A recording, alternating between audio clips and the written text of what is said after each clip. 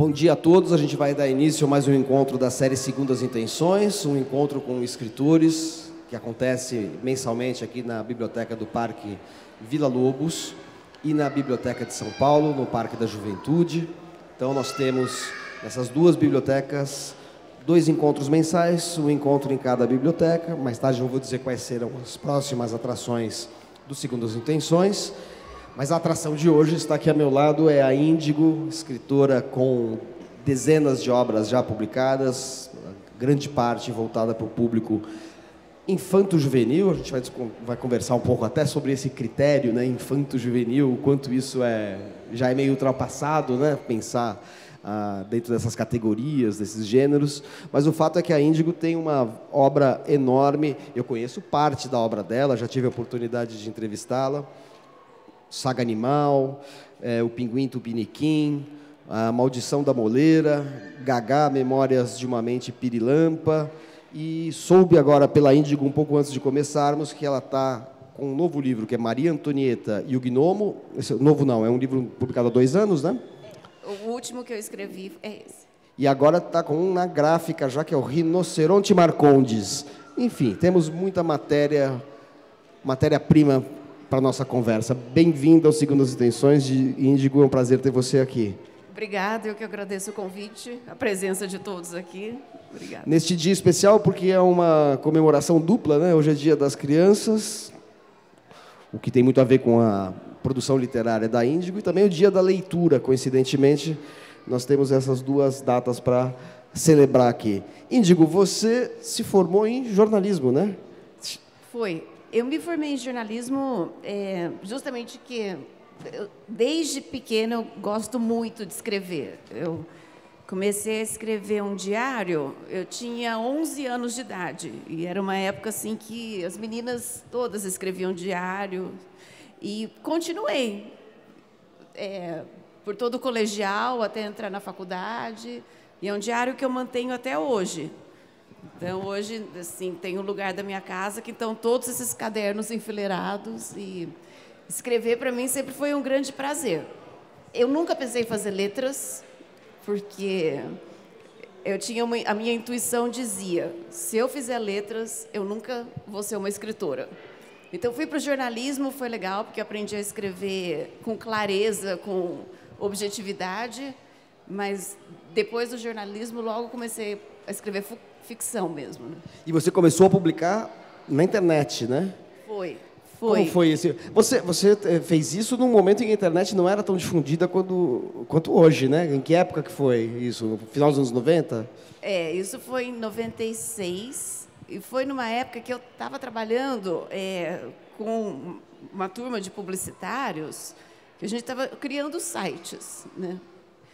Então, para você publicar um conto na internet naquela época, você precisava de um programador, precisava de um designer, precisava de uma equipe. Não era uma coisa que um leigo conseguia fazer. E eu conseguia porque os meus amigos trabalhavam com isso, né? Mas foi muito no comecinho, assim, para a geração mais nova ter uma ideia, era uma época que não existia nem o UOL. Então, foi a pré-história da internet, e foi lá que eu comecei. Você rapidamente percebeu que era um lugar de potencial para a divulgação da literatura, que é uma coisa que nem todo mundo sabia nessa época, né? Para mim, que ano que é isso? 96? 96. Eu lembro que o UOL, em 94, 95, eu trabalhava na redação da Folha de São Paulo, e eu trabalhava com uma pessoa que está na gênese da criação do UOL, mas que não tinha, como você lembrou, sido criado ainda. Estava em gestação a ideia. E eu não tinha, para mim, a internet era simplesmente um lugar para as pessoas se comunicarem mais rapidamente, talvez ler alguma notícia, mas eu não tinha nem remotamente a ideia do que isso iria transformar a face do planeta, a gente pode dizer assim, né? E você já tinha visto gente publicando ficção na internet, e você se baseou em alguma iniciativa fora do Brasil para começar a fazer isso? Não, eu nunca tinha visto, e foi muito engraçado o jeito que começou, porque eu tinha uns amigos muito talentosos na área de design mesmo. Então, eles queriam fazer uma coisa que, na época, era muito sofisticado, que é fazer, tipo, um desenho se mexer. E eles falaram, mas a gente precisa ter uma história para isso. Precisava O meu texto servia para justificar as firulas tecnológicas deles. Então, eu comecei a escrever para eles terem o que ilustrar. Foi isso. E o que você escrevia? Era ficção? Eram contos? Era ficção. E eram contos bem curtos, justamente, né, para ser uma tela só e eles terem essa inspiração para fazer design. E daí eu fui colocando vários contos, e como a internet nessa época era uma terra de ninguém sabia direito o que era aquilo. Continua sendo um pouco, né? Continua. Mas agora a gente tem noção do tamanho, né? Eu falei, eu vou criar um pseudônimo. E era uma época que todo mundo tinha pseudônimo mesmo na internet. E daí eu criei o Índigo. E o Índigo veio de uma ideia assim de fazer um teste. Eu falei, eu quero saber qual vai ser a opinião das pessoas sobre o meu texto, sem saber se é um homem ou se é uma mulher escrevendo. E durante um tempo isso deu certo. E foi uma experiência interessante. E daí deu o pseudônimo. Tudo bem, mas de onde veio o nome Índigo? Então, eu queria que fosse um nome neutro, que não revelasse muito sobre a pessoa. Eu queria que fosse uma coisa bem abstrata, assim, tipo uma cor. E a cor índigo é a cor da transmutação, né? Ah, é isso. Para mim, índigo, mim, está associado a jeans. Sim, também. É a tintura que faz o jeans. Mas na energia das cores, por exemplo, quando você vai fazer alinhamento de chakras, o cor índigo, essa é a pegada, é a transmutação. E, para mim, quando eu escrevo, é meio isso que acontece. Tipo, eu deixo de ser eu, Ana Cristina, e me transformo no personagem que está contando a história. Então, achei que tinha tudo a ver. Perfeito. E esses textos que você publicava na internet eram textos para qual público? Porque hoje você é reconhecida, sobretudo, como autora de livros para o público infanto-juvenil. E esses primeiros textos, como eram? Para que público se dirigiam? Olha, eram textos que eu considerava mais para jovens adultos. Só que, curiosamente, eram textos que eu realmente achava que não tinha nada de extraordinário. Até que um dia eu escrevi um capítulo na voz de um narrador que tem 11 anos de idade, que acabou virando esse livro aqui, O Saga Animal. Esse texto, quando eu escrevi, eu falei, isso não vai para a internet, porque isso realmente tem uma originalidade aqui.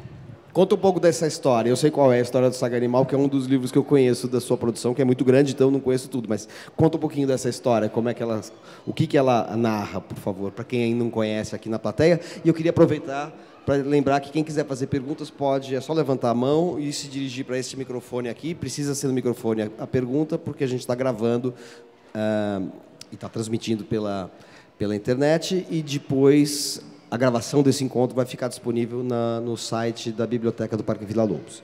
Então, como é que é a história do Saga Animal? Então, Saga Animal é a história de um menino que ele sempre quis ter um bicho de estimação, só que ele mora num apartamento super apertado com a mãe, e a mãe fala, não vai ter bicho, aqui a gente não tem espaço para ter bicho, seja o bicho que for. Só que esse menino, como ele está com 11 anos, ele resolve que, a partir desse ponto na vida dele, ele não vai mais aceitar não como resposta da mãe. Então, ele resolve ele mesmo ir atrás de um bicho, ele vai numa pet shop, faz um acordo com o dono da loja, e o acordo é o seguinte, eu vou levar diferentes bichos lá para casa, até encontrar um que a minha mãe vá se encantar completamente. Então, o primeiro bicho que ele leva é uma coelha que está prenha. E a mãe logo descobre, fala, de jeito nenhum, você tem 24 horas para se livrar desse bicho. E daí ele volta para a loja, troca para o outro bicho, e a cada capítulo é um bicho diferente que ele vai levando para casa. Sempre escondido, sempre tentando fazer essa harmonização entre o bicho e a mãe. Aliás, você criou uma série também que é protagonizada por bichos, né? Que daí não são seres humanos, é o bicho que é o protagonista. Um se chama Glauber e a outra personagem se chama Hilda. Quem são essas personagens? Como é que nasceu esse projeto que foi publicado em diferentes volumes? agora reunidos no livro As Aventuras de Glauber e Hilda. Mas originalmente tinha um outro formato, tinha uma proposta editorial muito diferente e interessante, né? Como chamava esse conjunto de narrativas que você fez com parceiros que não são exatamente da área do livro? Desculpe, a gente fez uma breve interrupção aqui técnica porque estava um sol a pino diretamente na cabeça da Índigo e eu estava angustiado aqui de vê-la assando, torrando nesse sol incandescente de outubro. Vamos lá, então, por favor, você pode contar um pouquinho sobre a saga de Glauber e Hilda, como surgiu? Então, Glauber e Hilda, ela é uma pulga e ele é um ácaro. E como surgiu? Foi um dia, eu recebi um telefonema da editora falando que o Herkovich estava com uma vontade de ilustrar livro infantil. Para quem não sabe, Alexandre Herkovich, estilista, né, dos mais importantes no Brasil. O cenário da moda, daí ele estava procurando um texto para ele ilustrar, fazer uma parceria com o escritor ou escritora. Na editora me chamou, eu falei, acho interessante. E começamos a conversar a respeito. E daí resolveram que, na verdade, iam ser 5 estilistas. Daí ele chamou alguns estilistas amigos, o Marcelo Sommer, eram 5. E a ideia era que eu fizesse pequenas histórias que eles ilustrassem. E foi assim que começou. E daí, como que eu cheguei numa pulga e num ácaro? O raciocínio lógico foi meio assim. Estilista, moda, tecido, pulga. Eu falei, então, a minha protagonista vai ser uma pulga. E daí fizemos os 5 livros. Foi uma experiência super legal, porque tudo isso foi feito sem conversar com esses estilistas. Não teve interação nenhuma. Isso foi um pedido meu. E ficaram bem legais. Daí passaram alguns anos, a gente resolveu juntar todas essas histórias num único livro, que agora As Aventuras de Glauber e Hilda. O interessante é que assim, a obra vai se transformando, né? Então começou como 5 livros, juntou em um, agora com outras ilustrações do Caco Galhardo, e depois disso veio a ideia de transformar isso numa série de animação. Então eu voltei para esses personagens, criei outros personagens e, junto com uma produtora, escrevi a série também, que ainda está para ser produzida. Os 5 livros estão aqui. Então, mudou algum título? Não, o título das histórias continua. E daí mudou o título do livro. Tá, né? Antes não tinha um título só, né? Um título que envolvesse todos. E daí o Caco Galhardo que ilustrou. Daí é uma outra pegada, né? Qual é a diferença entre as ilustrações do Caco e dos estilistas? Então, o legal é assim, que os estilistas... teve uma estilista particularmente, ela falou assim, eu não sei desenhar pulga. E ela tem um desenho lindo. Então, na versão dela, das ilustrações, a pulga era sempre um pontinho só. Outros fizeram suas interpretações da pulga. Então, a cada livro, os personagens ganhavam uma cara diferente. E o Caco não. O Caco realmente encontrou a personalidade de cada um e deu o traço deles. E eu sentia falta assim, deles terem uma cara única, né? Agora, por que você escolheu essas personagens microscópicas, assim? A sensação que dá é que você gosta de escolher alguma coisa que está, vamos dizer assim, no ambiente mínimo, ou então no começo da vida, ou no fim da vida, muitas vezes, não em toda a sua obra, mas você muitas vezes pega aquilo que não é a vida de uma criança, de um jovem ou de um adulto na sua vida dominante, na sua normalidade dominante. Você tem um livro chamado A Maldição da Moleira, que é um livro que trata de um menino que tem moleira, portanto, ele é recém-nascido. É o Heitor, né? Isso. Assim como você tem o Gagá, né? que fala da relação entre um menino e o avô ou bisavô. O bisavô. É o bisavô que já está para lá de Bagdá, já com algum tipo de esclerose, alguma coisa assim. Você gosta de ir, em parte pelo menos dos seus livros, você gosta de pegar um pouco esse universo que não é o mais evidente, seja pelo tamanho, como nas personagens microscópicas de Glauber e Hilda, seja aquela fase da vida que não está muito, que é mais inacessível, né? A mente de uma criança recém-nascida, que nem fala, e de um velho que já está perdendo a fala e está voltando a ser uma criança. Lembrando que infans é sem fala, né? A origem latina da palavra infância é sem fala, é aquele que não fala. Você dá voz àquele que não fala, porque é muito pequeno ou porque já está além da capacidade do domínio das suas faculdades mentais, né?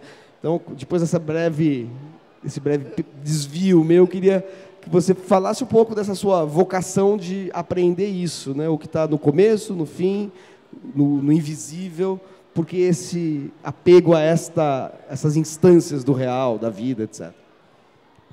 É uma leitura bem interessante que você faz. Mas isso é uma pergunta que eu sempre me faço quando eu estou escrevendo o livro. Eu começo a escrever e pergunto, isso já foi feito? Alguém já tratou? Isso é uma coisa que eu já vi. Se eu já vi, já li, eu descarto a ideia. Eu tento chegar naquela história que é uma história que ainda não foi contada, ou que é uma história que eu tenho alguma coisa de muito específico na minha vida que me dá embasamento para escrever essa história. Então, eu gosto de fugir dos temas assim. O cachorrinho de estimação, que é uma coisa clássica, ou um gato narrador, que também é outra clássica, ou a vida de uma criança mesmo, carne e osso, personagem criança, também fujo um pouco. Gosto muito de dar voz a bichos, acho que vem assim, de gostar muito de fábulas, e gostar muito dessa combinação, me colocar no corpo de um animal narrador. Eu fiz isso também no Pinguim, Tupiniquim, que é outro exemplo, e gosto do ponto de vista inusitado. Então, entrar na cabeça de um velho gagá que já está mais para lá do que para cá, ou um bebezinho. Eu gosto, para mim, esse é o grande barato da literatura, você se colocar no lugar que é desafiador. Você tem aí A Maldição da Moleira? Não aqui tenho. Acho que a gente está sem ele aqui, você não trouxe com você, né? Não Senão eu ia pedir para você ler um trecho, porque o Maldição da Moleira é um livro incrível, porque, enfim, é uma criança que ainda, enfim, começa a ter um aprendizado do mundo, e ele reflete a partir de uma certa ingenuidade irônica em relação ao mundo, né? Você podia talvez falar um pouquinho, porque eu acho que essa personagem é genial. Você é precursora do Ian McEwan, né? Porque o Ian McEwan agora escreveu, o escritor inglês, lançou, deve fazer um ano, um livro sobre um feto, né? Narrado do ponto de vista de uma criança na barriga da mãe. Nem sei como chama o livro, você lembra? Não é Enclausurado? Enclausurado. Você é precursora do Ian McEwan, né? Assim, nessa regressão temporal da narrativa. Mas é muito interessante, o Heitor... Como é que o Heitor começa a narrar, né? A contar?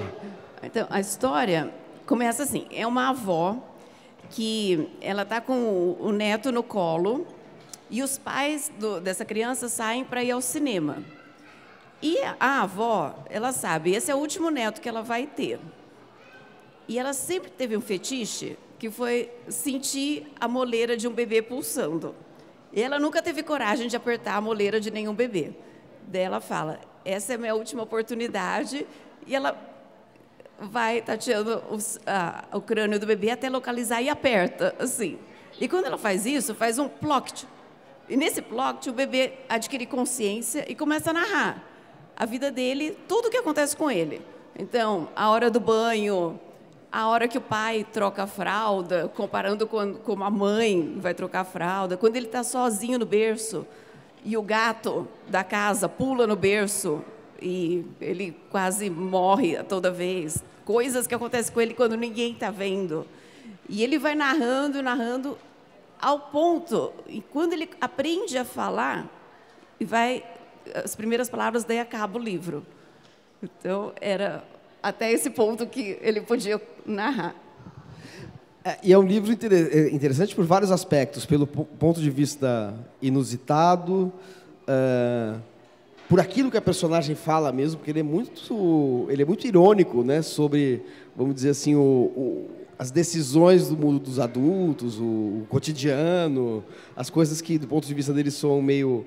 Ele vai aprendendo um pouco o absurdo da nossa vida cotidiana, né, a nossa irrealidade cotidiana.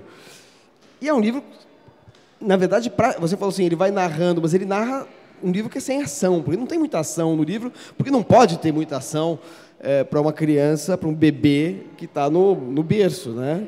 Quer dizer, como é que você lidou com isso e como é que você resolveu o problema da linguagem, que eu acho que é o mais importante? Como é que você trabalhou a linguagem de quem não tem linguagem? Isso foi muito interessante, porque uma das regras da literatura infanto-juvenil, assim, quando começam a falar de regras, né, que eu questiono todas elas, mas uma regra é, um livro infanto-juvenil tem que ter muita ação. Eu sempre ouvi isso de editoras, de teóricos, e para mim foi uma coisa, eu falei assim, eu vou escrever um livro que seja impossível ter muita ação. E daí eu fui colocando essa limitação até chegar no bebê. Eu falei, o bebê, ele não é capaz de fazer nada a não ser pelos outros, né? Então, isso foi a primeira regrinha que eu criei para mim. A linguagem dele, eu usei como referência a linguagem do leitor, que eu imagino um leitor de uns 10 anos de idade. E daí o que eu fiz? Eu criei um irmão mais velho para ele, que tem essa idade. Então, tem uma justificativa por ele falar desse jeito, porque o ídolo da vida dele é o irmão mais velho. Então, ele vai se espelhando nesse irmão mais velho. E, no fim, o livro acontece um montão de coisas, mesmo ele sendo um protagonista passivo, graças a essa parceria com o irmão. Eu acho que o grande barato desse livro é a relação entre irmãos, no final das contas. Mas, recebendo, assim, retorno de leitores, eu descobri que mulheres grávidas do primeiro bebê, adoram também. Que, para elas, acho que já é falar sobre o tema da maternidade por um ponto de vista bem louco, assim. Perfeito. Você falou em regras. O que é isso? Para quem não está familiarizado, e eu mesmo não estou, com o mercado editorial para o público infanto-juvenil, a relação é muito diferente entre o editor e o escritor, da relação que há entre o editor e um autor que escreve um romance, um livro de poesia, porque acho que o que a gente está acostumado a pensar, ou ver, assim, o cara escreve um romance, escreve um livro de poesia, vai lá, submete à editora, a editora publica ou não. No caso da literatura infanto-juvenil, e eu conheço algumas pessoas que trabalham nesse mercado, nesse meio editorial, nesse segmento, tem preocupações de outra ordem, né? A adequação de linguagem, em relação a conteúdos, em relação à adoção em escolas. Como é que funciona isso? Saindo um pouco da sua literatura, mas como você é uma autora que representa, e você tem uma importância muito grande neste universo, e você representa um pouco aqui os escritores que trabalham com a literatura para público infanto-juvenil, como é que é essa relação com o editor? Que tipo de restrição ou imposição vocês sofrem? Como é que vocês respondem a isso? Como é que você trabalha essas regras, essas convenções? E o que mudou ao longo desses anos em que você está publicando, já que você começou a publicar em 2001, né? Olha, é muito diferente mesmo a relação com o editor, de literatura adulta e literatura infantil ou infanto-juvenil. Por quê? Normalmente, o editor ele tem muito a contribuir e opinar no livro. E eles, inclusive, mandam relatórios com questões como, por exemplo, esse livro está escrito de uma maneira que pode ser muito mais atrativo para meninos que para meninas. Não dá para você dar uma equilibrada para que fique interessante para os dois gêneros. Ou, por exemplo, temas polêmicos do livro. Isso, de uns anos para cá, tá sendo uma questão assim muito séria, porque dependendo do editor, simplesmente fala, esse tema é um tema que é muito complicado nesse momento histórico, é melhor a gente nem publicar o livro, ou outros editores que, ao contrário, falam, a gente vai bancar esse livro porque a gente acredita nessa causa e tem que continuar tendo livros com isso. Então, vai muito assim, de você encontrar a editora certa que apoie o livro que você está escrevendo. Eu realmente acho que esse negócio, fala-se muito em pré-censura, né? Eu estou com um exemplo incrível do Gagá, que está aqui, que é um livro que vai ser reeditado. É um livro que a mãe... isso é uma passagem bem pequena no livro, na verdade. A mãe do protagonista, ela trabalha com a população transgênero. Então, o menino, ele explica para o bisavô como que é essa mudança de sexo e como isso acontece.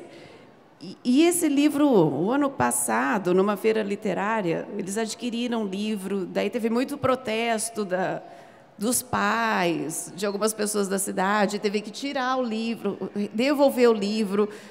Eu seria desconvidada da feira para participar da feira, mas a gente conseguiu contornar isso. E então teve essa questão super desagradável. A editora me procurou, eles querem reeditar o livro e querem que eu pegue essa questão e aprofunde ainda mais. Então, eu falei, nossa, que bacana. Então, existem assim, esses casos felizes de editoras corajosas que estão realmente defendendo a causa da liberdade de expressão, né? Você já sentiu o efeito das mudanças que o Brasil sofreu nesse último ano? No mercado editorial, sim, com certeza. Muitas editoras assim estão no estado periclitante, algumas fecharam, e a venda de livros sofreu bastante. Feiras literárias foram canceladas, né? Como a Jornada de Passo Fundo, por exemplo, que é uma feira muito tradicional. Mas aí a Jornada de Passo Fundo foi antes, né? Por uma questão financeira e também por uma disputa lá no Rio Grande do Sul entre a Universidade de Passo Fundo e a organização da jornada, que só para quem não sabe, a Jornada Literária de Passo Fundo é a mais antiga, mais tradicional, o mais tradicional evento literário que existe no Brasil e modificou de maneira decisiva, fundamental, o índice de leitura na região ali de Passo Fundo, no Rio Grande do Sul. Teve um impacto sobre a realidade da leitura muito forte. É uma pena realmente que tenha entrado em crise por uma questão ali, talvez até política, né? Não foi exclusivamente uma questão financeira, foi um apoio negado por uma disputa por domínio da feira, por ter poder sobre a feira, etc. Mas eu estava me referindo a uma situação assim, a gente tem a ministra Damares que tem aquela concepção, enfim, eu não diria nem arcaica, mas obtusa, né, de falar azul, menino veste azul, menina veste rosa, e enfim, a gente está num momento em que se esse é o padrão de pensamento em relação ao comportamento de crianças e jovens, eu posso imaginar que o governo esteja muito atento. Eu já vi a própria ministra fazer palestras fora da atuação como ministra, mas como, eu não sei exatamente o que ela é, se ela é pregadora, se ela é pastora, o que ela fazendo análises meio nonsense de obras literárias, dizendo que aquilo é um convite à pedofilia, que é um convite à dissolução da família e coisas assim. O que você já sentiu na pele? Você acabou de dar um exemplo aí de um problema que você teve com uma personagem do Gagá, mas você está sentindo na pele um pouco assim, no meio editorial, no contato com os editores, uma preocupação em relação a isso, com relação a represálias e tudo? Como é que está esse clima na relação do meio de quem produz literatura para público infanto-juvenil? Olha, eu pessoalmente, eu trabalho, eu consegui ir direcionando a minha obra, tá com editores que eu considero pessoas muito sérias e muito corajosas e determinadas a continuar publicando boa literatura com a qualidade que tem que ter, independente de tudo isso.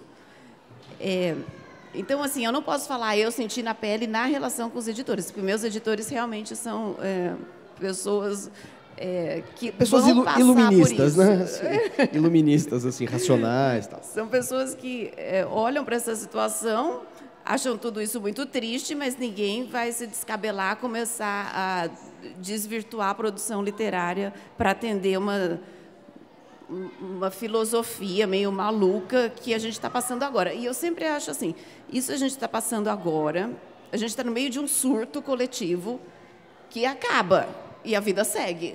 Entendeu? Isso não pode, a gente não pode tomar isso como uma verdade que vai durar, porque eu acho que realmente ela não se sustenta. Então, eu acho que o lugar da arte é a gente acreditar na nossa arte, meio que fechar a janelinha para os absurdos do mundo e seguir criando, né? Eu acredito nisso. Tá, perfeito. E do outro lado, uma certa, vamos dizer, uma outra coisa que acontece com os escritores, que é uma espécie de censura, uma espécie de vigilância sofrida de um ponto de vista que é o contrário desse conservadorismo que hoje graça no governo federal, que é um pouco assim as questões de lugar de fala, as questões de raça. Ficou muito conhecido o caso de uma narrativa que era um livro que fazia muito sucesso, tinha tido compras governamentais, que falava de uma menina que tinha um cabelo duro, um cabelo que obviamente referia o cabelo da menina que tinha o cabelo por ser negra, e que ela se sentia humilhada por isso, e ela fazia uma série de tentativas de adequar o cabelo dela a um padrão dominante, e no fundo ela estava superando, se emancipando desse olhar preconceituoso em relação ao cabelo negro. O livro expressava a questão racial brasileira. Só que a autora é uma autora branca, e essa maneira de explorar a estigmatização do cabelo negro foi vista como racista, e ela foi atacada por militâncias de grupos de afrodescendentes. Como é que isso aconteceu? Você lembra o nome da autora exatamente? Sim, e o nome do livro é a Silvana Rando. Silvana Rando, exato. Essa autora, inclusive, ela é ilustradora dessa coleção aqui. Esse traço, ela é um traço muito conhecido. A Silvana Rando é uma das grandes ilustradoras brasileiras, é amiga minha. O nome do livro agora me fugiu. Mas, a gente pode procurar.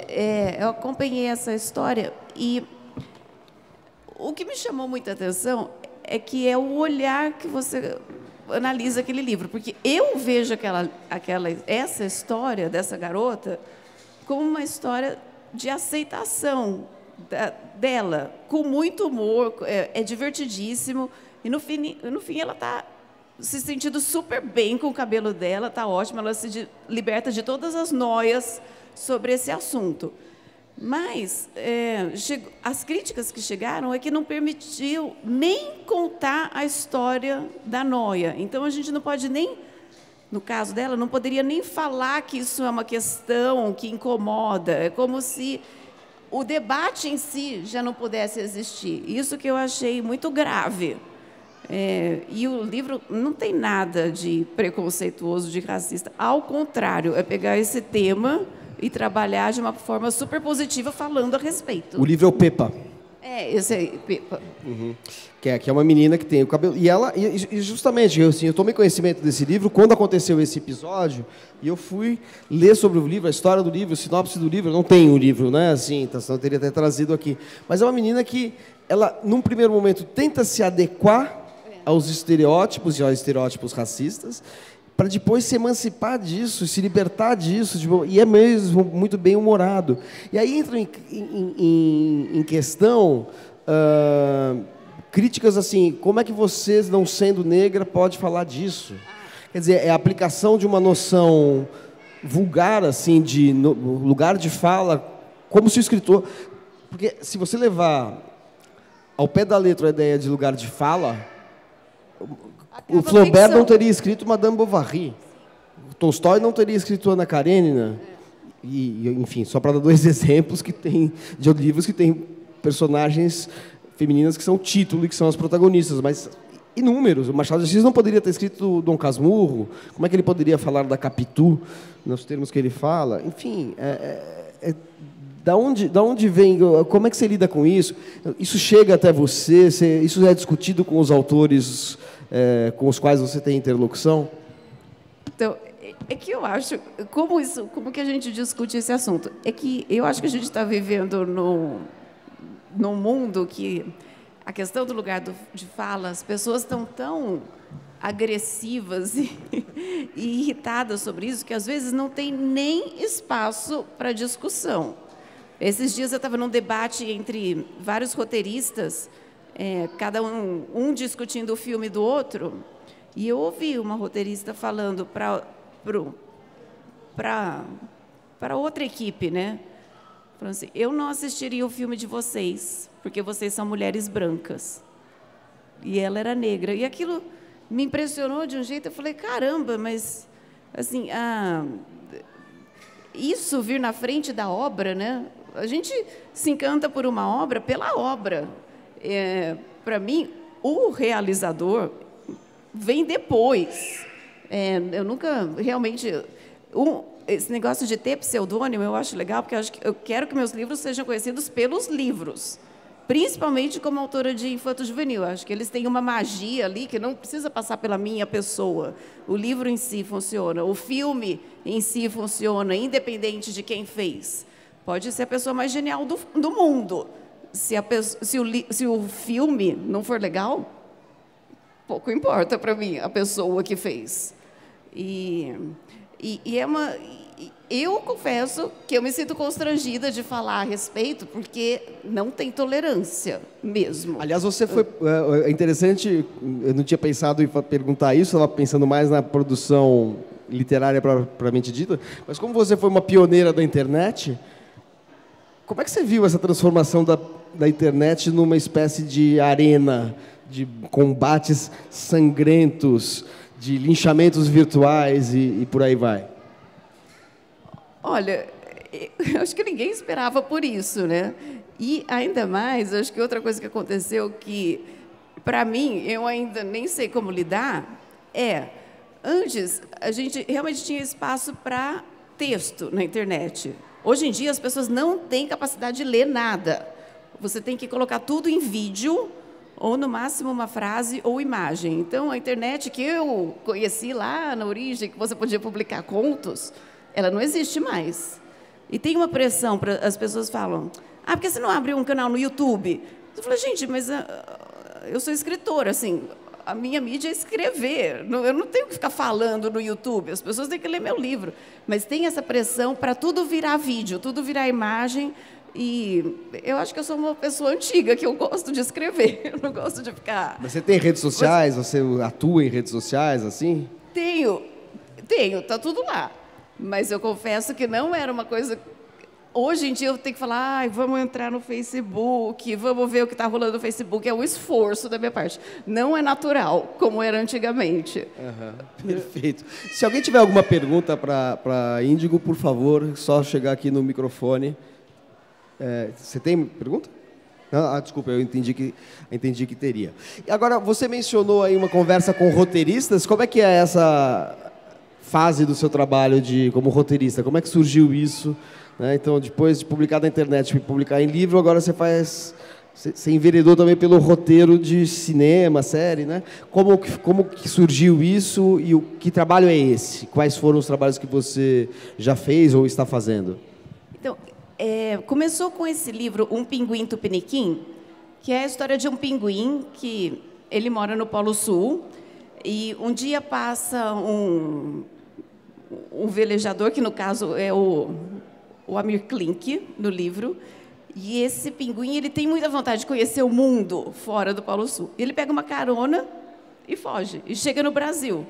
E aqui no Brasil ele viaja por vários lugares, conhece morcegos, conhece o pavão, conhece avestruz, na fronteira com a Argentina. Ele faz várias viagens e acaba num sítio e se apaixona por uma galinha de Angola. Então, Essa é basicamente a história do livro. Em 2013, surgiu uma oficina para escrever longa-metragem. E uma amiga minha falou, você devia fazer essa oficina, porque é super interessante, é justamente para quem nunca trabalhou com isso, nunca escreveu nada disso. E eu fui, você chegava com uma ideia, e eu cheguei com a ideia do livro. E depois de 5 meses, a gente estava com uma escaleta pronta, que a escaleta é assim, é o filme estruturado, só que ainda não tem diálogo e ainda não tem cena. Depois de outros 5 meses, daí eu tinha um roteiro. Então, eu fiz essa oficina para aprender como fazer. Daí eu levei o roteiro para uma produtora que gostou, e desde então a gente vem trabalhando nisso. E agora está num ponto em que vamos começar a filmar essa história. Então, entre eu começar esse trabalho com esse livro, e agora, outras produtoras me chamaram para fazer adaptação de outros livros. E daí eu gostei muito de escrever roteiro. E daí eu falei, eu topo, contanto que eu escreva. Então, os que estão sendo adaptados é o Saga Animal, As Aventuras de Glauberilda e Perdendo Perninhas. Então, esses 3 são para série. Esse eu não conheço. Que livro que é esse? Perdendo Perninhas. O que é esse livro?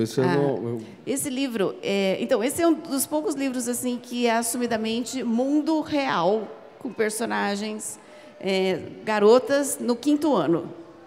E elas estão bem naquela fronteira entre infância e adolescência, e a história é justamente isso, esse degradê de maturidade. Então, tem aquela que já se considera super adolescente e uma que ainda é muito criança. E a amizade delas se transforma, né, por conta dessas diferenças. E uma das meninas, ela tem um amigo que é o grande confessor dela, que é o Demônio Verde.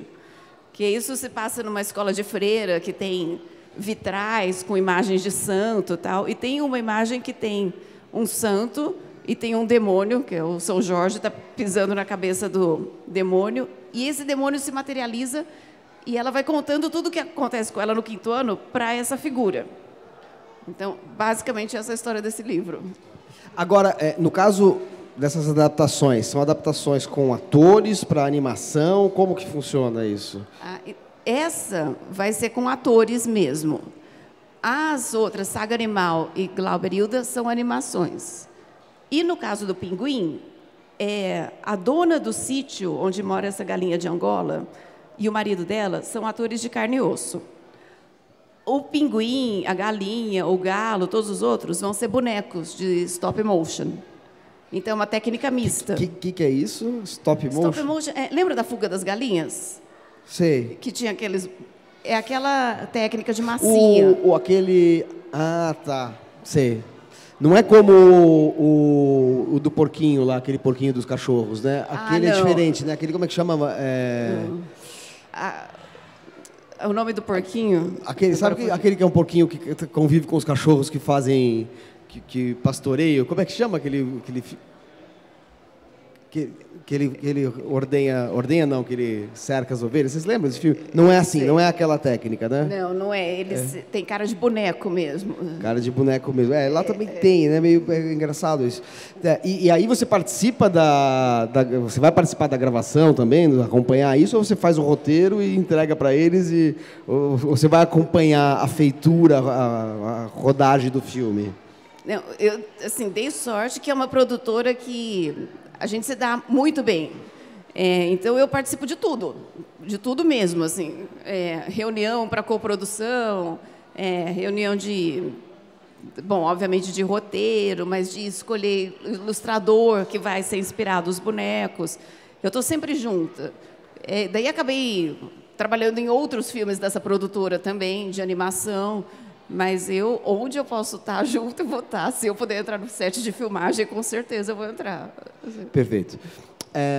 Você está com... Vamos falar dos seus 2 livros mais recentes. Um publicado e um em vias de ser publicado. Então, nós temos aqui... Você trouxe um exemplar, inclusive, né? Trouxe. Maria Antonieta e o Gnomo. Maria Antonieta e o Gnomo. Então, esse é um livro que eu não tive oportunidade de ver ainda. Como é esse livro? Qual é o plot lá, o enredo básico dele? Esse livro, o que tem diferente, ele é contado por 2 narradores. É uma menina que ela está fazendo uma viagem pela Itália com os pais, e ela está numa estação de trem, numa cidadezinha chamada Bolonha. E tá aquela muvuca da estação de trem, de repente ela olha para o lado e ela percebe que os pais sumiram, que não estão em lugar nenhum.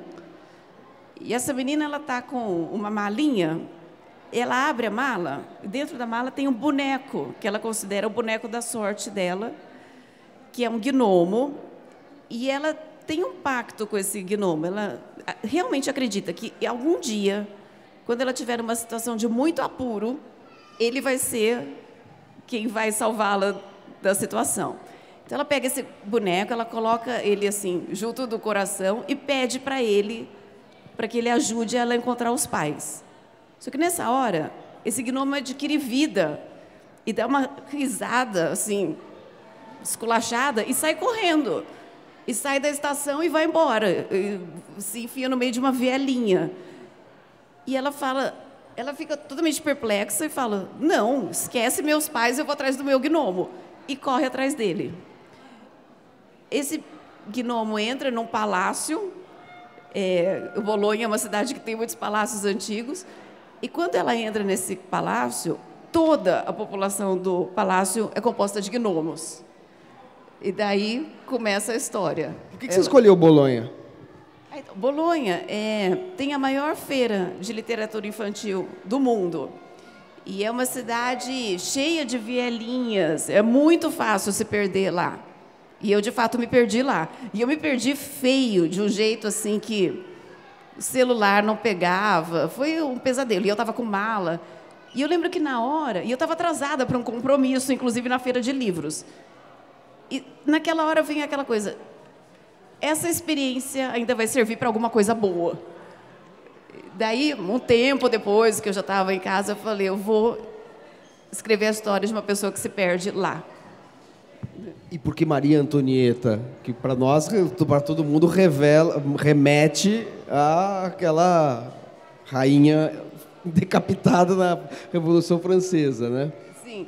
E a Maria Antonieta é até um título irônico, porque é o nome dela mesmo, mas o gnomo chama ela de Tonha. Ninguém chama ela de Maria Antonieta, ela sempre tem apelido, mas o gnomo acha que ela é uma garota muito snob, muito metida besta, e então ele faz questão assim de sempre ressaltar, chamar ela por aí para que ela perceba esse lado dela. E ela, sozinha, sem ninguém, a não ser esse gnomo, ela vai ter que também assim descer do salto e conviver com os gnomos. E você tem um novo livro aí, então, que é o Rinoceronte Marcondes.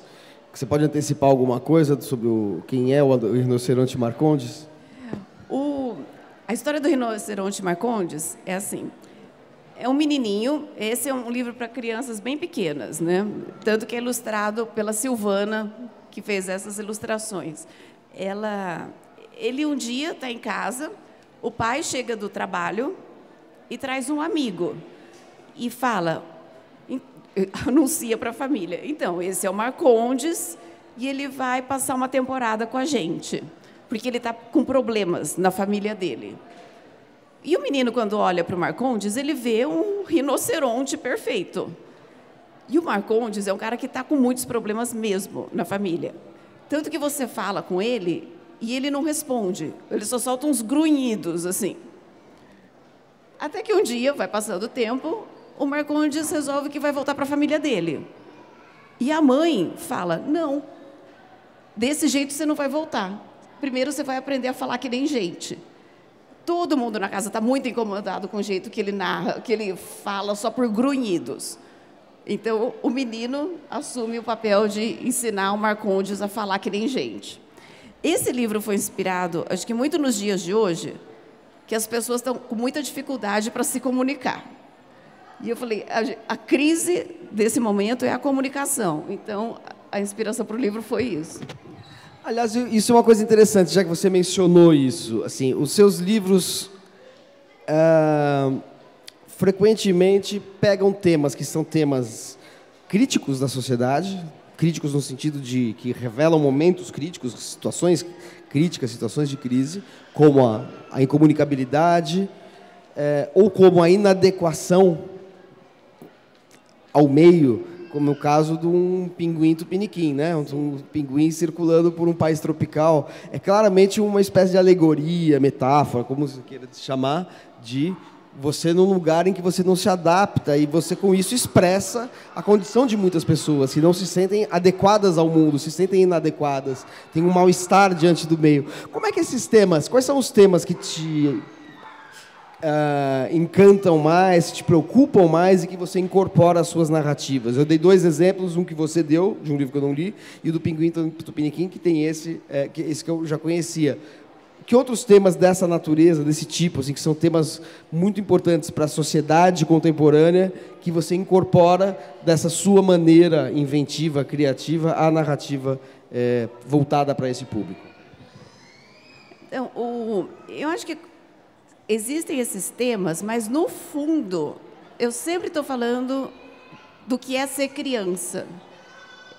Que eu acho que a sensação predominante na infância é realmente essa coisa da inadequação, de se sentir à margem da sociedade, se sentir sem poder e sem autonomia nenhuma, os pais que tomam as decisões, sempre é uma questão injusta, você queria que fosse de um jeito e as decisões estão tomadas de outro jeito, você não tem liberdade para as suas escolhas, então essa sensação de muitas limitações, muita fragilidade. Então, todos esses temas, no fim, mesmo que esteja falando de um pinguim, a alma desse pinguim é uma criança tentando se ajustar ao mundo, se sentindo inadequada em todos os lugares, né?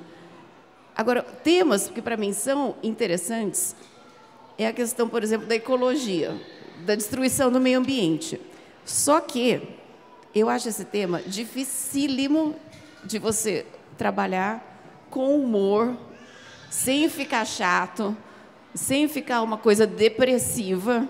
Então, sempre que eu consigo incorporar esse tema com humor, eu uso. E no Pinguim, por exemplo, isso deu certo, porque tem uma questão que é horrível, que é a poluição dos oceanos, que são aquelas ilhas, né, de lixo, plástico, alumínio, que fica boiando pelos oceanos do mundo. Quando essa ilha chega no Polo Sul, o pinguim usa esse material para decorar o ninho dele. Então, ele transforma tudo isso em arte. E é feito de uma maneira super engraçada, e bonita, e poética. Então, são situações assim, que eu consigo pegar esses assuntos e tratar de uma maneira que entra de pano de fundo, dando para fazer piada. Se não dá para fazer piada, se começa a ficar muito pesado, daí eu não entro nisso. Você evita e consegue evitar, você procura evitar e evita efetivamente o tom de militância, o panfletarismo, né? Isso é uma coisa que a gente percebe que você não está querendo doutrinar ninguém. É tratar do assunto que é importante, mas com uma leveza, sem perder o lado crítico que o humor sempre tem, né? Sim. Isso também na questão do gaga acontece, de trabalhar com essa coisa que acontece, né, com todas as pessoas, a esclerose, que são assuntos meio tabu, que não pode fazer muita piada disso, porque você não pode chegar no ponto da crueldade. Mas é um ajuste muito fino que você consegue fazer para tratar isso. Com uma certa amorosidade e humor juntos. Como é que você lida com isso, com esse limite do humor? Isso é uma questão que se colocou muito hoje, se coloca muito hoje, né? Até onde vai o humor? Houve uma mudança, efetivamente, da noção de humor, né?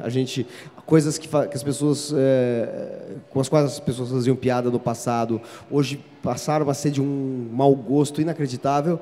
Eu tenho até dificuldade de definir isso.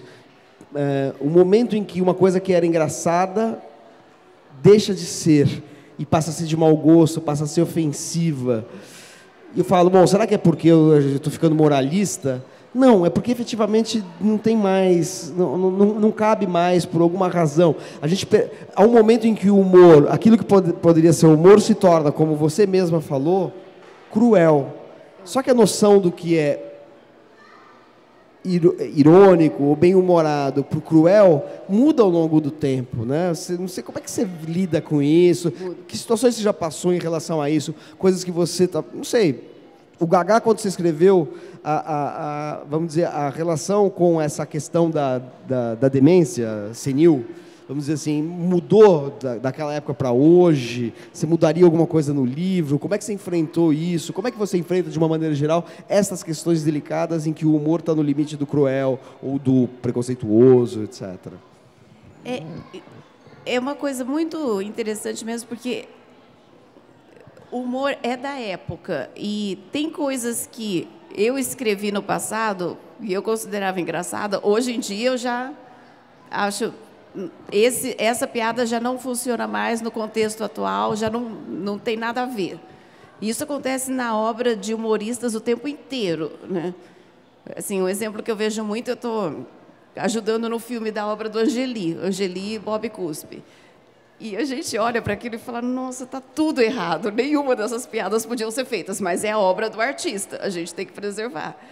E é muito bacana, porque daí a gente usa muitos depoimentos do Angeli falando, esse cara que criou isso morreu, não existe mais, eu não sou mais isso é uma obra do passado. Toda hora ele faz, mas a gente é fiel à obra dele.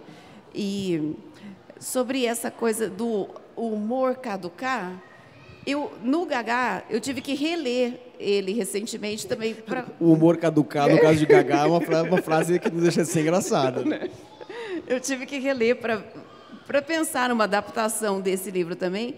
E funciona, ali tudo está em pé ainda, a não ser essa questão da mãe trabalhando com a população transexual. Ali, na época, dava para escrever com uma certa liberdade. Hoje em dia, eu tenho que reescrever aquilo.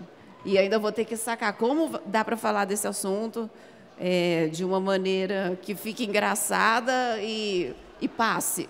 Eu não vou falar sem ofender ninguém, porque assim, não existe humor. Humor tem uma pitada de maldade sempre. De preferência, você faz a maldade com você mesmo. Daí, a piada passa. Você tirando o sarro de você, sempre dá certo. Esse é o grande barato do humor. Quando você está usando o outro, daí você vai ter que usar um mecanismo para se colocar no lugar do outro, ou para associar a questão do outro à sua, daí vai. Nesse caso específico, qual é a questão? É o tema em si ou a maneira como o tema é tratado? O tema em si, porque isso foi escrito numa época que esse tema não estava sendo muito discutido, era uma discussão embrionária. Agora... Mas possivelmente era mais complicado no passado do que hoje, porque hoje em dia a gente está em plena guerra cultural. As pessoas que são a favor da absoluta liberdade das pessoas viverem a sua orientação sexual e, inclusive, terem direitos legais de mudarem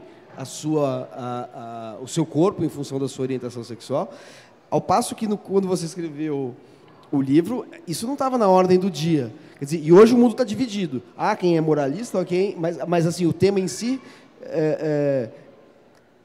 para os moralistas, ele vai ser simplesmente falar o nome, falar o tema, a existência do tema já é um tabu. Agora, para quem compra essa briga do ponto de vista da liberdade e do direito humano básico de viver a sua sexualidade como queira, aí não tem problema nenhum, pelo contrário, é até alguma coisa de altamente positiva. Então eu queria saber onde está o teu dilema nesse caso. O dilema é que agora essa discussão ficou muito mais sofisticada, porque existem novas categorias que na época não existia. Por exemplo, a pessoa que nem quer definir um gênero, que isso é novo, nessa época não tinha essa opção, e a pessoa que quer ter os dois. Não quer ser chamada disso ou daquilo.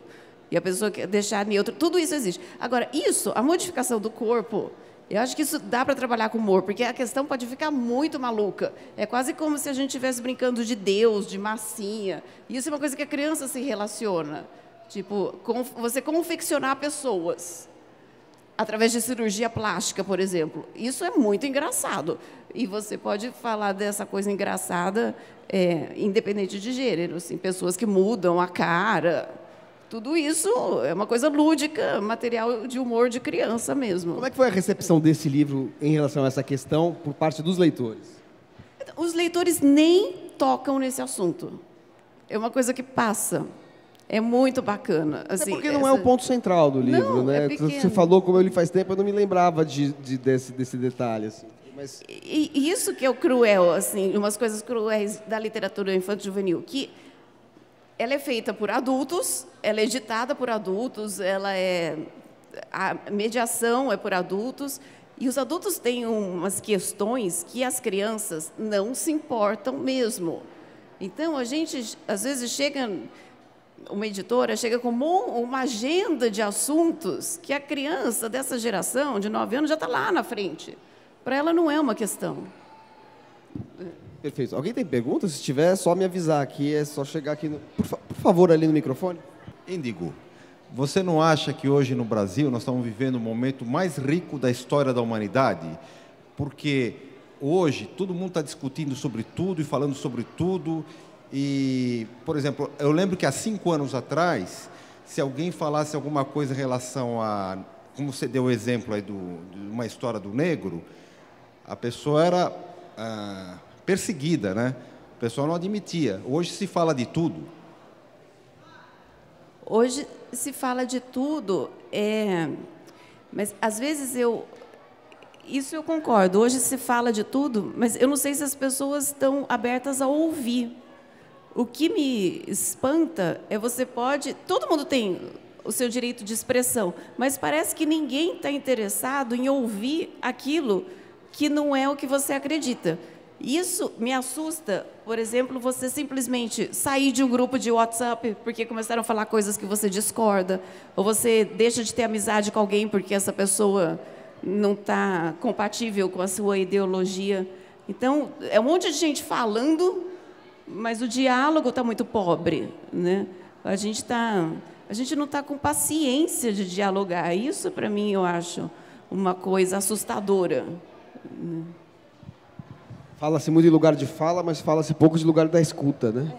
Que é uma coisa meio psicanalítica, né? O lugar da escuta, que a escuta do outro é uma coisa que eu acho que hoje é tão fundamental quanto o lugar da fala, né? Ao que todos têm direito e, enfim, e que é um conceito que nos ocupa hoje em várias situações em que uma pessoa fala em nome de outra, né? Assim como outro tema que é a apropriação cultural, né? Assim, que é uma coisa que hoje é um tema que entra também na questão da produção da literatura infanto-juvenil, né? Assim, que a apropriação cultural, assim, se uma criança ou se um autor utiliza um ícone, um elemento, seja uma vestimenta, seja um elemento religioso de uma outra religião ou de outra uma cultura, é como se ela estivesse violando o direito das pessoas exclusivamente descendentes ou pertencentes àquele grupo utilizarem isso. Esse tipo de situação você já enfrentou ou isso nunca passou por aí?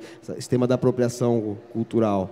Já apareceu em algum momento que você ambientou alguma história dentro de um ambiente que não é o seu, de mulher, branca, ocidental, enfim, e que, de repente, violou o que se chamaria de direito exclusivo de ter a propriedade cultural da utilização de alguma tradição ou de algum elemento religioso, de costumes, etc.? Não, eu pessoalmente nunca vivi, mas você falando disso, essa questão passou pela minha cabeça quando eu estava escrevendo esse livro Caixinha de Madeira, que é uma correspondência entre a Branca de Neve, a Bela Adormecida e a Cinderela.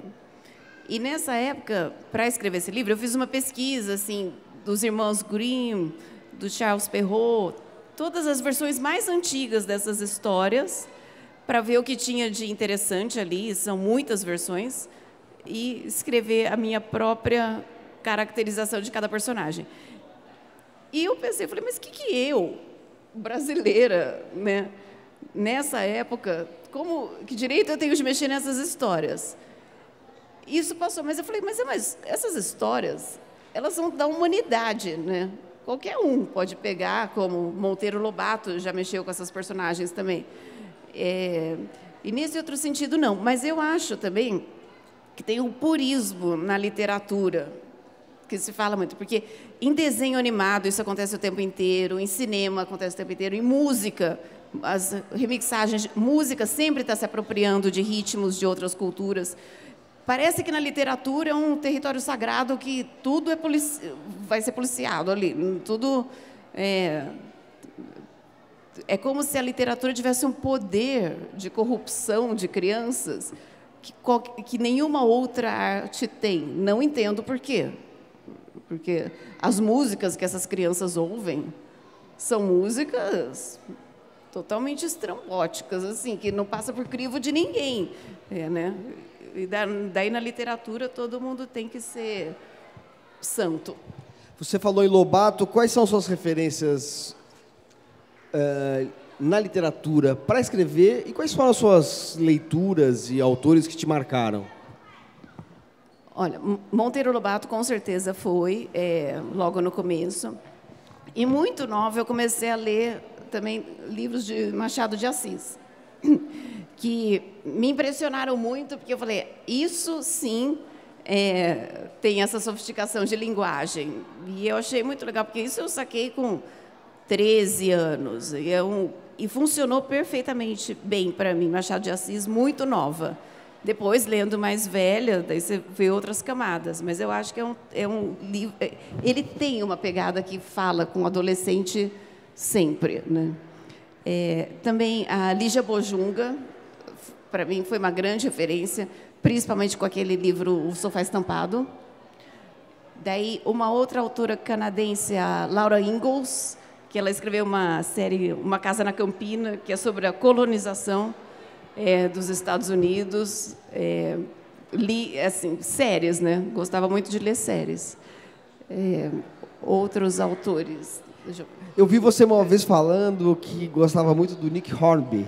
Sim. Que é um autor que, enfim, que você em determinado momento achou que estava presente na sua literatura. Como que ele estaria presente? Assim, o Nick Hornby é o autor do Febre de Bola, né? É daquele livro sobre as listas, né? Como é que chama aquele livro das listas? Eu não me lembro agora. Mas, de qualquer maneira, eu lembro que você citou esse autor, né? E eu falei, nossa, que referência estranha para... Porque tudo que você mencionou agora, Lobato, a Lígia Bojunga, Machado de Assis, são coisas que se harmonizam com a sua... ou pelo menos com aquilo que eu conheço da sua literatura. Agora, o Nick Hornby, eu queria entender de onde... Quer dizer, que você goste dele, ok, mas assim, que você, em algum momento... Você se disse incomodada pela presença dele na sua literatura. De que maneira isso aconteceu? Ele, no caso, eu acho que é uma questão de linguagem e agilidade das histórias. Que eu leio aquilo, para mim é uma inspiração chegar nesse pique que ele tem. É uma literatura muito popular. Eu acho que é uma literatura pop, né? Assim, com uma linguagem meio roqueira, né? Um escritor, ele é britânico, né? O Nick Hornby. Tanto que esse Febre de Bola é sobre os sofrimentos dele como torcedor do Arsenal, se não me engano. Eu não me lembro. Futebol não é a sua praia, não. Para quem você torce? Nem tem. Antigamente para o Santos. Antigamente para o Santos. Você nunca troca time de futebol. Time de futebol você pode trocar de marido, de pai, de mãe. Time a gente não troca. Você é Santos. Pô, nunca mais nunca cometa essa heresia, ainda mais com um time como esse, né? Que foi a equipe mais mítica do Brasil. Eu não sou santista, tá? Vamos deixar claro. Mas a literatura dele é muito pop, né? Assim, é engraçadíssima, é interessantíssimo. Assim, tem muito sexo, drogas e rock and roll, tem futebol, tem uma coisa meio dos outsiders, os losers, né? Os perdedores, os fracassados do sistema trabalhista inglês, que deixa as pessoas numa espécie de ociosidade, um ócio meio angustiante, ao mesmo tempo divertido. Né, um misto de ócio com hedonismo, né? É um autor muito interessante, assim, como representação da realidade da juventude dos países ricos, ou mesmo de uma classe média de um país pobre como o nosso, mas que vive as mesmas questões, né? E por que você estava falando dele? Eu só quis falar um pouquinho do Nick Hornby, que nem todo mundo precisa conhecerá necessariamente, né? Autor desse livro chamado Febre de Bola. Para quem gosta de futebol, diferentemente da Índigo, mas como eu, é um livro muito legal sobre os sofrimentos de um torcedor fanático. Mas e aí, como é que ele estava aparecendo lá da sua literatura? Eu te interrompi para essa longa digressão aqui, porque eu falo pelos cotovelos mesmo, mas pode continuar. É engraçado, porque faz um tempão que eu não leio esse autor. Foi uma época, aquelas coisas, né? A gente lê vários livros de uma época, depois para. Mas eu acho que foi isso. Ele tem um ritmo que eu achava um ritmo muito fácil de seguir, assim, muito, muito cativante o texto dele, muito ágil. Essa agilidade de escrita eu sempre tento buscar nos meus livros. E esse humor leve... bom, o humor é o grande barato dele. Eu acho ele um cara muito engraçado mesmo, independente do assunto que ele esteja escrevendo. Então, acho que na época eu falei isso provavelmente por ter visto essa conexão, né? Mas a associação entre quem inspira e o que você produz tem um abismo aí no meio, né? Muitas mediações, né? Muitas mediações. E eu vejo... Eu me inspiro em coisas que eu considero muito boas e coisas que eu considero muito ruins mesmo. Porque eu leio livros ou vejo filmes, às vezes, que eu acho um horror. Eu falo, nossa, que coisa horrorosa, coisa chata, mal feito. Mas eu vejo aquilo e falo assim... Sabe quando você identifica onde deu errado e fala, e eu sei que no meu texto eu já passei por isso? Então, a gente aprende muito vendo obras que não deram certo. Às vezes a inspiração e a influência é do que você não gosta, né, e não aquilo que você gosta. Você foi incluída em antologias de literatura da chamada Geração 90. E é uma produção literária talvez que não seja tão conhecida, né? Apesar da Geração 90 ter tanta visibilidade, porque você tem uma produção mais voltada para um outro público, né? Como é que foi como é que surgiu essa relação com esses autores? Para eu não ficar falando aqui, porque, como eu falei, eu falo pelos cotovelos. Quem são os autores da Geração 90, que a gente sabe quem são? Como é que você teve contato com eles? E como é que você se inseriu? E como você se vê dentro desse contexto, dessa onda literária que aconteceu no Brasil dos anos 90 e que continua acontecendo ainda? Foi um período assim, muito rico da literatura, que eu lembro, eu estava na editora, e no dia que eu assinei o contrato do Saga Animal, com a editora Edra, terminamos de assinar o contrato, daí me falaram, você conhece um autor chamado Marcelino Freire? A gente está saindo daqui, estamos indo para o lançamento dele. E eu não conhecia, na verdade, eu não conhecia nenhum autor contemporâneo, eu estava chegando nessa área naquele dia, né? E daí eu fui para o lançamento do Marcelino. Naquele dia eu conheci a Ivana Arruda Leite, conheci o Joca Rainer, fugiu o nome, Terron. Um pouco depois eu conheci a Andréa Del Fuego, conheci o Luiz Rufato. Era uma turma que estava sempre nos mesmos lançamentos e tinha muito lançamento. Nelson de Oliveira, né? Não sei o se Nelson de Oliveira você também. mencionou, não? Você não falou, acho que você não tinha mencionado, né? Tá. Ele também estava lá, o Guedes, Luiz Roberto Guedes. Era uma turma que a gente se encontrava toda semana. E, embora a minha produção fosse para outro público, a gente ficou muito amigo. O Antônio Prata, até hoje, é uma turma que se reúne com uma certa frequência. E para mim foi importantíssimo para conhecer o caminho das pedras, né, do mundo editorial. E a gente trocava muito texto. Eu lia o texto deles e comentava, eles liam o meu. O Bressani, na verdade, o Bressani eu conheci antes da publicação do Saga. Ronaldo Bressani. Ronaldo Bressani. E ele lia e comentava, e ele era super cruel. E devo muito a ele, porque ele foi um bom leitor. Quais antologias da Geração 90 você participou? Que publicações? Porque eles fizeram várias, eles fizeram diferentes coletâneas, né?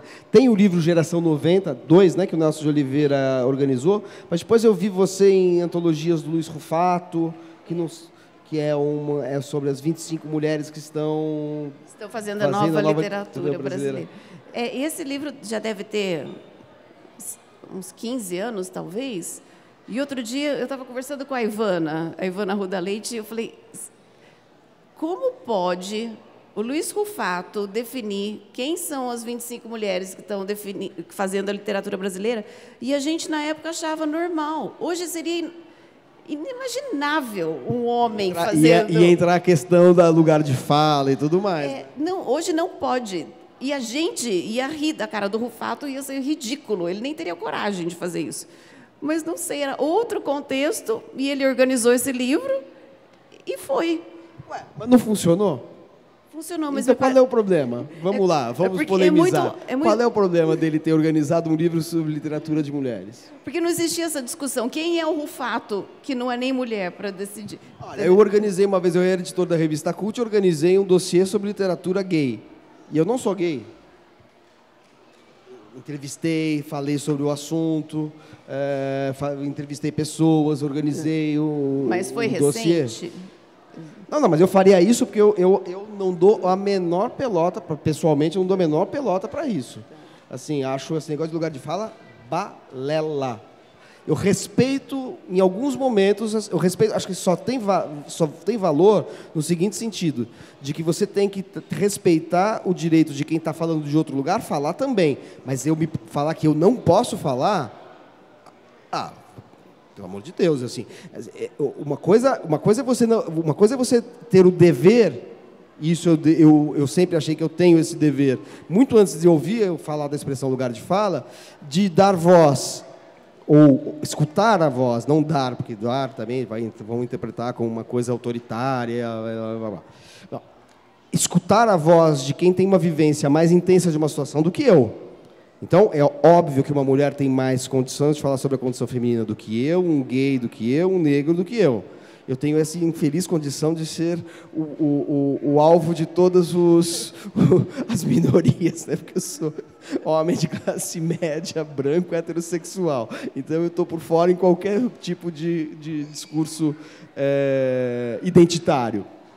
Eu sou, né? Agora, escutar, inclusive valorizar, reconhecer a autoridade maior que uma mulher tem para falar sobre a condição feminina, um negro fala sobre a condição negra, etc. e tal, não tenho a menor dúvida, eu sempre achei isso. Agora, eu organizaria uma antologia de literatura negra, de literatura mulher e de literatura gay, não sendo nem negro, nem gay, nem mulher. Eu não vejo nenhum problema, assim, acho que a razão iluminista ela tá acima disso, porque senão você vai negar um ideal humano civilizatório que é ter uma razão universal e critérios universais de valor, que, obviamente, são o objetivo futuro, mas que você pode praticar no passado, no presente, desde que você leve em consideração que você vive resquícios do passado e que ainda transformam minorias em minorias. Mas você não pode abdicar da razão abstrata e universal. Acho que... Então, eu discordo. Nesse sentido, eu discordo de você. Eu acho que o Rufato fez uma antologia muito boa. Só porque ele é homem, ele não poderia fazer? Porque, senão, ele não faria hoje. Seria impossível fazer hoje. Ririam dele porque... ele não tem direito de ter um olhar sobre essa produção? Vamos lá. Sabe o que me espantou da época? Que a gente não questionou. Isso me espantou. Hoje, porque na época, a gente, beleza, ele está organizando e tal. Mas bons hoje, tempos. a primeira coisa já seria esquisito.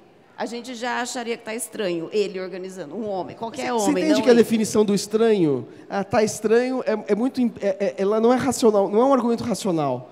É uma atmosfera do tempo, é mais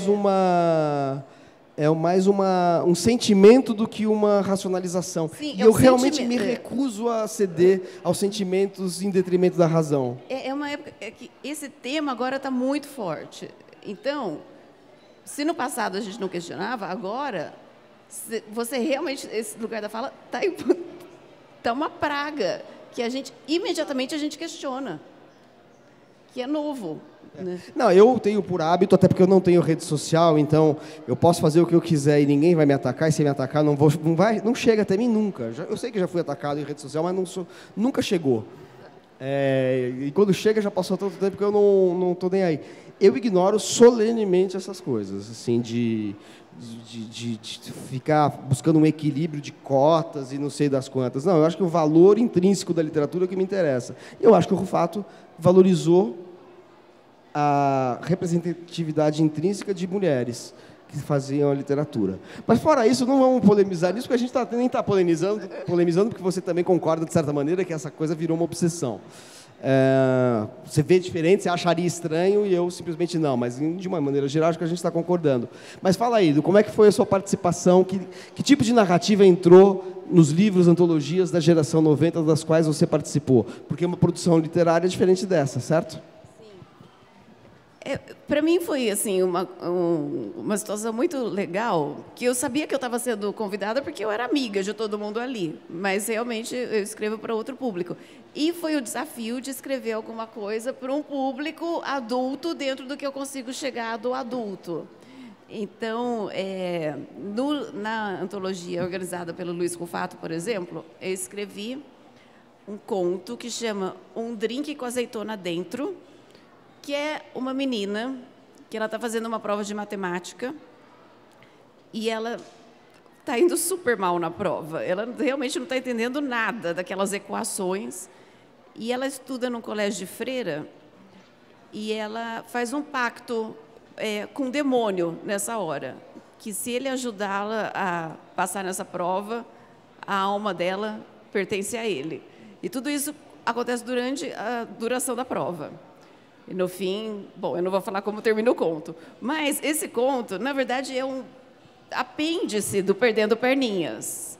Então, é você pegar uma personagem que você já contou a história dela, já fechou, e resgatar e criar uma outra história para ela, né? Mas aí você faz uma modulação que você desloca, vamos dizer assim, o seu leitor ideal, o seu leitor suposto, ligeiramente, né? Porque você está pensando num outro leitor já, né? A mesma personagem, a mesma história, mas você desloca. É uma modulação delicada essa. É interessante, até como procedimento estilístico literário, né? Você mudar, sem mudar essencialmente a narrativa, mas deslocar para um outro leitor, né? E é uma coisa que um livro que eu vou lançar o ano que vem, que eu ainda não tenho o título, que eu estou quebrando a cabeça para encontrar esse título, é justamente isso. Foi uma história que começou como uma história que eu achava que teria interesse para um público jovem. Eu falei, não, mas eu quero mudar o jeito de contar. Eu não quero que esse livro tenha ilustração, talvez até possa ser um livro adulto. Mas pegar o desafio de chegar no outro público com a temática. Então, era a temática toda de infância, prova de matemática, escola e tal.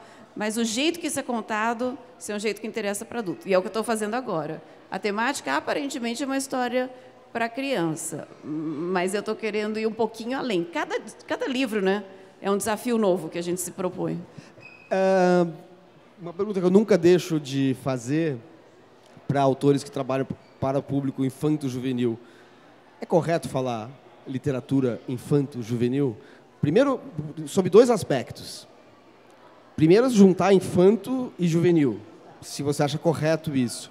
E o segundo, esse rótulo não é um pouco redutor no sentido de que eu li A Maldição da Moleira, funcionou perfeitamente para mim, como adulto. E eu acho que inúmeros livros feitos e formatados editorialmente para o público infanto-juvenil são muito interessantes para todas as idades, né? Como é que você lida com o conceito de literatura infanto-juvenil? Então, retomando, juntar o infanto-juvenil, o infantil e o juvenil, e o conceito enquanto tal, qual é a utilidade dele, ele deveria ser abandonado, você acha que ainda ele é importante como demarcação de leitorado, de formato editorial? Eu já tive muitas crises com esse termo também. Tinha uma época que eu nem usava, daí, por questões de mercado, eu comecei a entender por que era importante você definir isso. Eu acho que, eu já achei também que uma coisa é literatura infantil, outra coisa é literatura juvenil, mas na prática, recebendo o retorno dos leitores, é uma bagunça. Porque, por exemplo, tem um livro ali que eu acho que esse livro, Saga Animal, não deve interessar para uma pessoa que tenha mais do que 13, 14 anos. E daí eu recebo um e-mail de uma pessoa que ficou super encantada com o livro e ela tem 17. E eu não posso falar para ela, Você é velha demais para esse livro. E ao contrário, e livros, por exemplo, Maria Antonieta e o Gnomo, que na minha imaginação, eu falo, isso é livro a partir dos 12. E uma menina de 8 se encanta com ele. Então, é muito difícil. Por isso que, para mim, faz sentido o infanto-juvenil, porque realmente tem a maturidade de cada criança, tem o espírito de cada leitor que se identifica com uma história em um determinado momento da vida. É a fase de maturidade, né? Então, oscila. E é uma coisa incrível. Assim, você entra numa sala de aula, tem um que está lendo Ziraldo e o cara ao lado está lendo Machado de Assis. E o mês que vem pode ser o contrário. E os dois são... Então, a maturidade é meio montanha-russa, o que você vai lendo, né? E mesmo quando ela deixou de ser, mesmo assim, os seus livros podem provocar grande prazer em quem já está mais do que maduro. Né? Como está caindo de maduro, como eu, por exemplo. Né? Acho que é um pouco isso. Se ninguém mais tiver perguntas para Índigo, você tem, por favor? Eu gostaria de ouvir um pouco como é que é o seu processo criativo do personagem, da psique do personagem, né? Se você recorre, por exemplo, lembranças de infância, você quando criança, se a psicologia, a psicanálise te ajudam a construir a psique do personagem, como é que vai desenrolando isso? Acho que você tem que ser fiel, né, a um estilo que ele tem, a personalidade dele, enfim, como é que é esse processo criativo? Você citou Machado era muito psique de personagem, né, muito profundo. Eu queria entender como é que é isso na sua obra, assim. Olha, para mim, tem muito a ver com encontrar o tom de voz do personagem. E isso não tem muita fórmula. O que eu faço é que eu escrevo muito mesmo até chegar no que eu falo, agora eu entendi quem é esse personagem. Então, às vezes, eu tenho 40 páginas escritas que era só para tentar dar corpo a esse personagem. Isso aconteceu com o Pinguim, com o livro das Cartas Encantadas. Essas 40 páginas eu vou jogar fora depois. Mas eu tenho que passar por tudo isso quase tateando o terreno para chegar. Para mim, onde eu percebo que a coisa está indo por um bom caminho, quando eu escrevo na voz do personagem e eu me pego rindo do próprio texto. Eu falo, se eu estou rindo disso, ou eu sou muito tonta, ou surgiu uma verdade ali. O personagem tem que me surpreender. E isso, para mim, é o melhor momento da escrita. Quando eu escrevo uma coisa que era engraçada, mas eu nem sabia que ia ficar engraçada. Não é planejamento. É uma surpresa no meio do caminho. E vai por aí. E realmente tem um lado mágico da escrita, que se eu estou no meio do livro, com certeza eu vou acordar no meio da noite com frases. E eu já deixo o bloquinho, e eu sei que na madrugada chegam frases. Assim, às vezes eu tenho que acordar no meio da noite, sentar no computador mesmo, que eu falo, isso eu tenho que escrever agora. Porque vem de um lugar muito do inconsciente. Parece que o personagem chegou e falou, agora eu vou te explicar como que conta a minha história. Não é na luz do dia, com esforço, trabalhando. E você lembra bem, a partir dessa prática, você passou a lembrar melhor seus sonhos? Ah, sim, isso com certeza. Nessas épocas que eu estou ligada com o bloquinho do lado, daí os sonhos ganham uma qualidade incrível, né? Outro dia eu vi uma entrevista... É psicanalítico? Tem uma dimensão psicanalítica, mas acho que também tem uma dimensão neurológica, neurofisiológica. Outro dia, o Siddhartha Ribeiro, que é um grande neurocientista brasileiro e que é muito adepto da psicanálise, respeitador da psicanálise, né? Do Freud, é um fã do Freud, ele publicou um livro chamado Oráculo da Noite. Acabou de publicar um livro agora falando da importância. O oráculo da noite é o sono, né? O sonho e o sono. São esses os oráculos da noite. E ele disse uma coisa muito interessante. Eu vi numa entrevista ao Marcelo Taz, no programa Provocações. Vale a pena, tem no YouTube. Vejam Provocações. Aliás, o Provocações é para ver sempre. Todos são sensacionais. E esse com Siddhartha é incrível. E ele fala o seguinte, que você acordar... Todo mundo já teve aqui a sensação de que você teve um sonho, que você acorda sob o impacto do sonho, você levanta, escova os dentes, toma café da manhã você esqueceu o sonho se esvai. Tem uma razão física para isso, neurofísica, neurofisiológica. Quando você anota, quando você começa a anotar, se você ficar quieto na cama, anotando o sonho, diz ele, você tem uma substância que, quando você levanta e sai andando, ela desaparece e ela é responsável por fixar as imagens do sonho. Talvez eu esteja cometendo alguma imprecisão aqui em relação ao que ele falou, mas é por aí. Que se você fica quieto e você começa a anotar o sonho, é como se você conseguisse fazer com que essa substância ou voltasse ativa ou permanecesse ativa, e daí a fixação do sonho é maior do que se você levantar, porque ela se dissipa por uma questão mesmo metabólica. É uma substância gerada à noite, que você levantou, você tomou café da manhã, isso só vai voltar à noite, quando aí o sonho já foi, já era. Então é genial, isso que você faz é uma coisa que o Siddhartha Ribeiro, que é esse grande neurocientista, ele recomenda e é talvez responsável por você ter uma vivência onírica rica como a que você está contando para ela. Eu acho fantástico quando a medicina, né, tem uma explicação científica para essas coisas. Né? Nem imagino como eles conseguem descobrir isso. E você foi intuitivamente, você descobriu isso. Ou seja, os escritores têm um conhecimento científico intuitivo que é sempre admirável. É a necessidade de ganhar a vida. Acontecem milagres no Também, eu quis dar uma versão mais poética do fato. Alguém mais tem perguntas para Índigo? Se não tiver, então Pois não, vamos lá. Vocês deixam para fazer nos últimos minutos, né? É sempre assim. Uma curiosidade, as histórias, elas estão sempre prontas? Ou você começa a escrever e aconteceu já de você mudar o rumo da história e transformar? Não, normalmente eu começo tendo uma vaga ideia do que vai ser. E eu até gosto muito de planejar histórias, principalmente depois da experiência de escrever roteiro. Agora eu sempre busco assim, planejar meus livros. Em roteiro funciona perfeitamente, mas na literatura acontece 1000 coisas no meio do caminho. É até legal você ter um norte para onde vai, mas parece que tem uma coisa viva mesmo da produção do texto que, quando você viu o seu planejamento de tantos capítulos, onde vai terminar, rapidamente vai para as cucuias, assim. E eu gosto de me surpreender com as histórias. Isso acontece durante a escrita e na releitura. O processo que eu estou agora no livro, eu estou relendo, e nessa releitura surgiram 2 personagens que não tinham nada a ver com a história, mas eles entraram de um jeito assim que eles ganharam capítulos e mais capítulos só para eles. Perfeito. Então, mais alguma? Não, vamos lá. Dou-lhe uma, dou-lhe 2, dou-lhe 3. Não, então, muito obrigado pela presença de vocês, obrigado a quem nos seguiu pelo Facebook da Biblioteca do Parque Vila Lobos. Muito obrigado, Índigo, pela presença aqui no Segundas Intenções, foi um prazer. Obrigada, eu que agradeço.